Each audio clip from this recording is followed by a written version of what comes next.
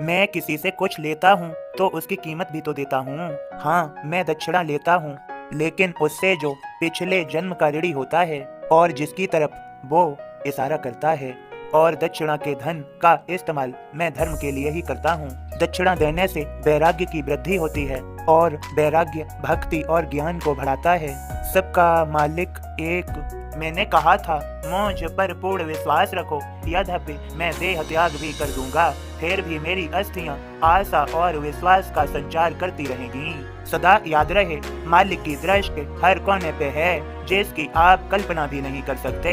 फिर इस भ्रम में रहने से क्या लाभ? चाहे तुम कहीं रहो, कुछ भी करो, सदा स्मरण रहे, मैं तुम्हें देख रहा हूँ और तुम्हारे बारे में सब जानता हूँ। मुझसे तुम कुछ नहीं छुपा सकते, तो इस भ्रम में रहने से क्या लाभ? मेरे बच्चे जो पूर्ण मुझे समर्पित हैं, अपने मन, वचन और काया से मुझ में लीन रहकर जो मेरे भक्त मुझ में एक हैं, उनका उद्धार सुनिश्चित है। मैं स्वयं उनका उद्धार करूंगा। मेरे बच्चों याद रहे, निरंतर मेरे संदेश बोध सुनने से मेरी कृपा हो जाती है। अब मेरे बोध को सुनो और समझो। ओम साईं राम बाबा का बोध इस प्रकार है, काया वाचा और मन से जो साईं का हो जाता है उसका उद्धार सुनिश्चित है।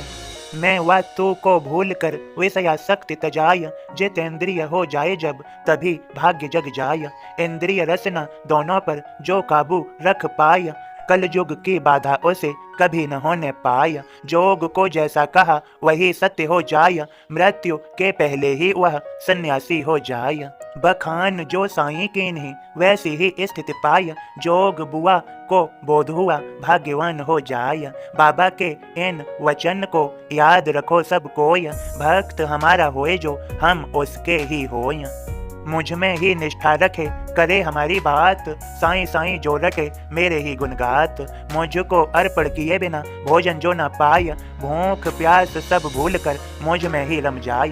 एक निष्ठ वह हमसे जब एक रूप हो जाय, हम होंगे उसके ऋणी उसका कर्ज चुकाय। श्रद्धा से सेवा करे शरण अनन्या आय, ऐसे अपने भक्त को साईं मुक्त कराय।